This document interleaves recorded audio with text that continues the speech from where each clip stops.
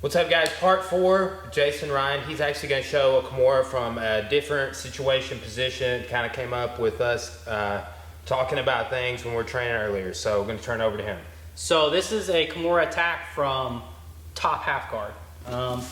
I think we can agree that we all end up in this position a lot.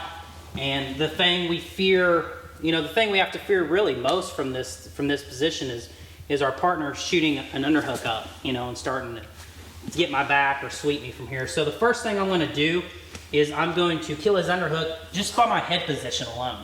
Okay, I like to keep my head over here.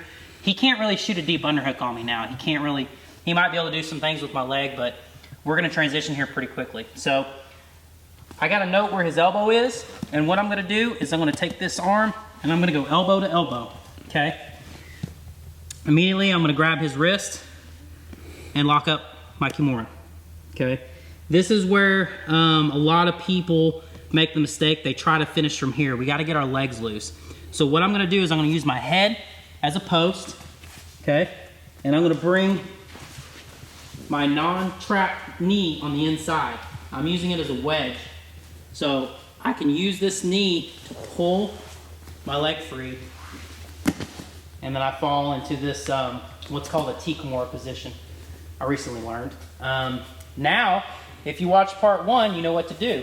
I'm going to scissor my legs. I'm going to come up, drive my elbow to the mat, step over the head, and get the break.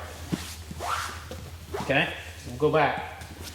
So immediately, if he goes to shoot an underhook, we're going to get head positioning over his arm.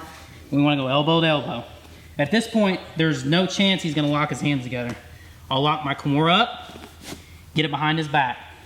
I'm going to use my head as a post, and I'm going to take my non-trapped knee on the inside, okay? And I'm going to use it as a wedge, pull my legs out, fall to the Kimura position. The whole time I've got his hand behind his back. Now, he can't turn away from me from this position. He doesn't even want to. If he turns into me, there's lots of stuff we can do here. Go ahead and turn into me. We can start taking his back, okay?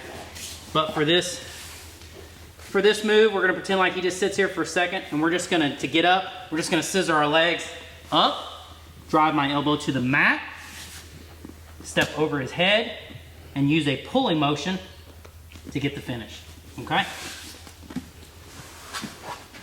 That is a good way to get the finish on that top half guard position without getting into some kind of crazy scramble. So remember, we're not trying to finish while he's still got our leg trapped. So that's a good way to keep him pinned the whole time, get my leg free, and then sit up for the finish. Okay? Nice.